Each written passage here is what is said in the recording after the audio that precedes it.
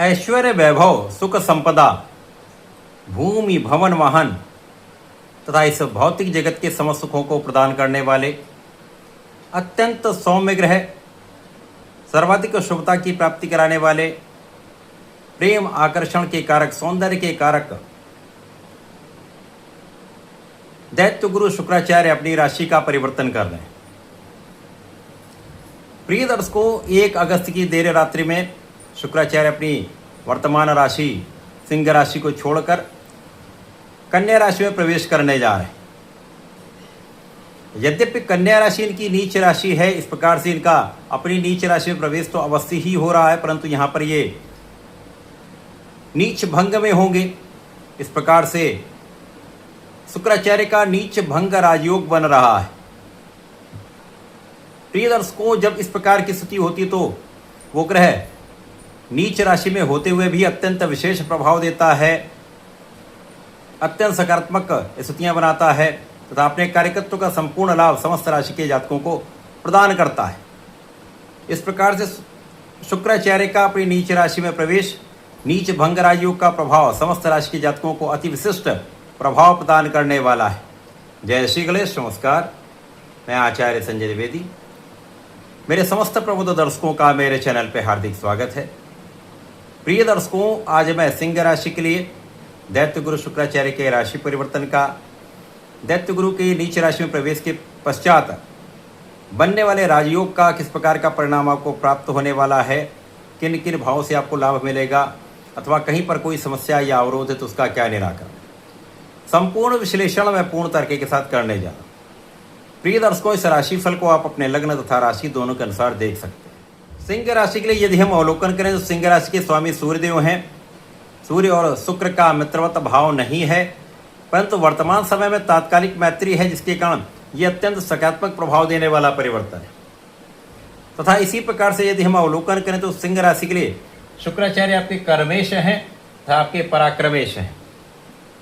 2 बड़े ही विशिष्ट भाव के स्वामी शुक्राचार्य का गोचर आपके द्वितीय भाव, जो धन का भाव है, पारिवारिक संपत्ति, परिवार का भाव है, वाणी का भाव है, यहाँ पर आरंभ हो रहा है। तो 2 अति विशिष्ट भाव के स्वामी का गोचर भी अति विशेष भाव में आरंभ हो रहा है, जो निश्चित रूप से अत्यंत प्रभावी भी है, क्योंकि शुक्राचार्य इस भाव को प्रबल करेंगे। जिन जिन भाव के स्वामी हैं उन भावों की प्रबलता आपको प्राप्त होगी।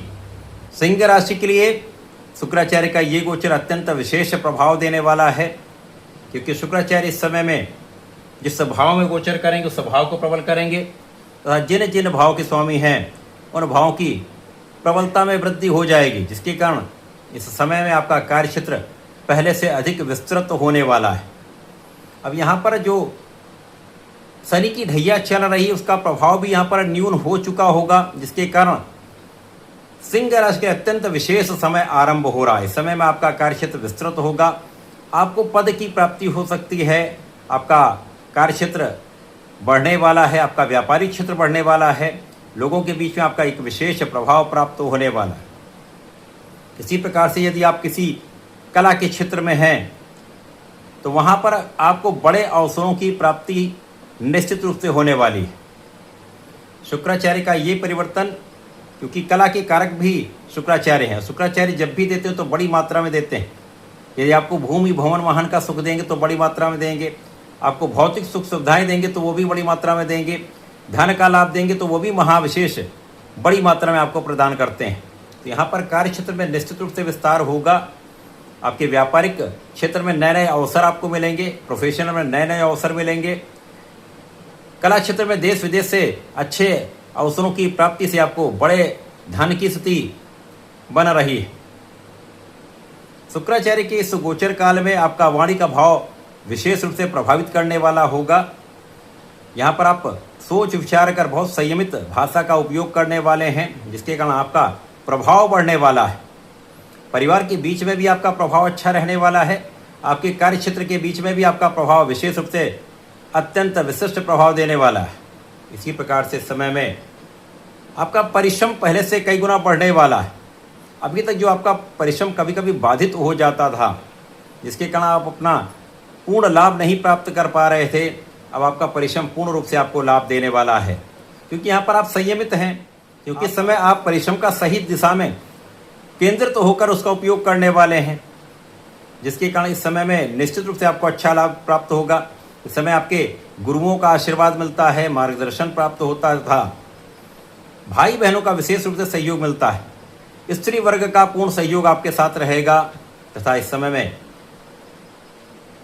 अच्छे मित्रों का साथ भी प्राप्त होता रहता है। ये समय आपके लिए अत्यंत प्रभावी है।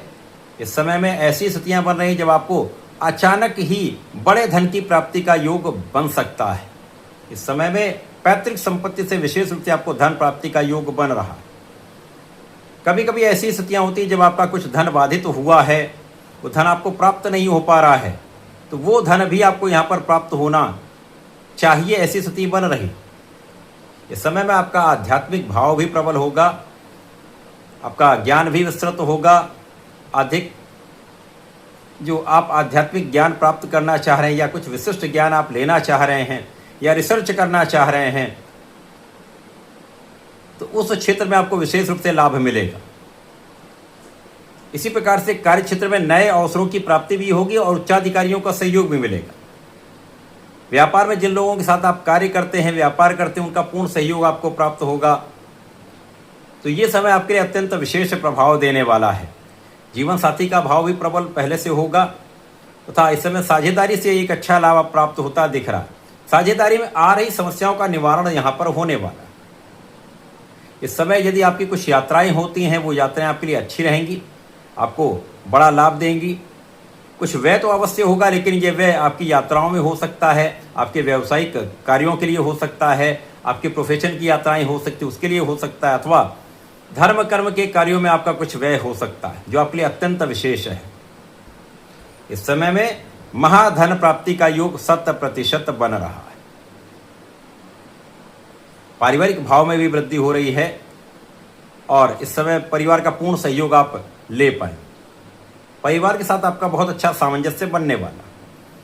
तो इस समय में आपको नियमित रूप से भगवान सूर्यदेव को जल देना चाहिए, ओम आदित्याय नमः का जप करना चाहिए तथा इस समय में यदि भगवान भोलेनाथ पर जलार्चन करते रहते हैं, यदि प्रत्येक रविवार को भगवान भोलेनाथ पर जलार्चन करके गंगा जल से अभिषेक करते हैं, लाल चंदन का अर्पण करते हैं तथा चंदन की सुगंध का अर्पण विशेष रूप से आपके लिए लाभदायक सिद्ध होगा।